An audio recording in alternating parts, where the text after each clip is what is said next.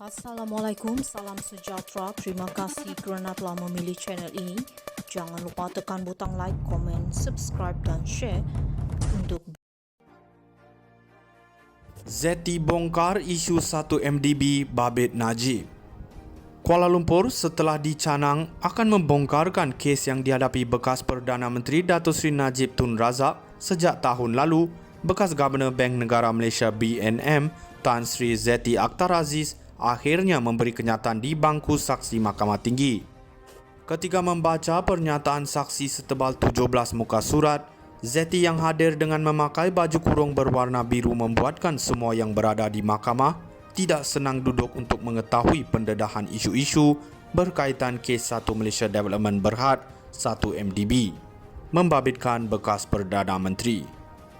Antara isu yang dikopas ialah surat berhubung hadiah USD 100 juta daripada kerabat diraja Arab Saudi kepada bekas ahli parlimen.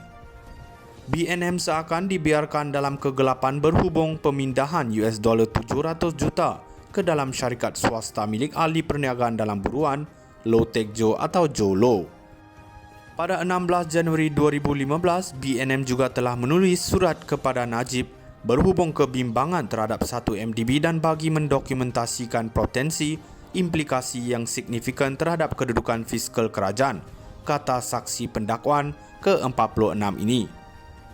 Zeti yang menjawat jawatan Governor BNM selama 16 tahun berkata, BNM telah menerima pendedahan secara sulit pada 13 Mac 2015, melibatkan entiti asing yang telah memindahkan sejumlah besar dana kepada entiti yang memberi keuntungan kepada Jolo.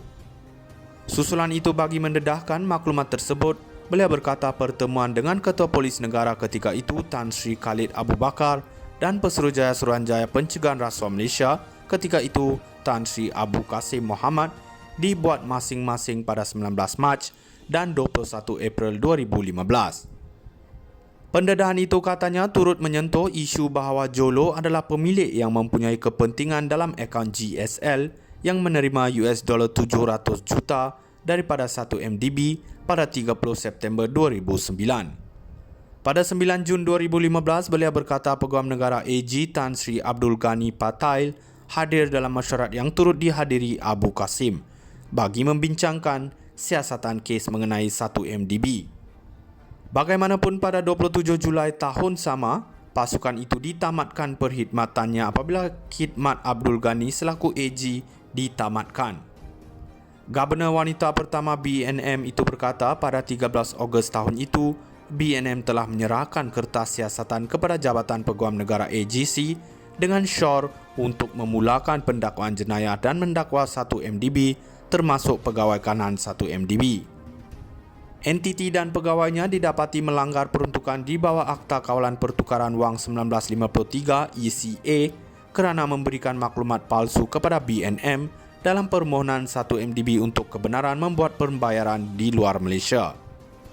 Walaupun semua bukti direkodkan oleh BNM, namun AGC ketika itu atas sebab yang tidak diketahui memutuskan bahawa kertas siasatan yang dikemukakan oleh BNM akan diklasifikasikan sebagai tiada tindakan lanjut pada 11 September tahun sama, katanya.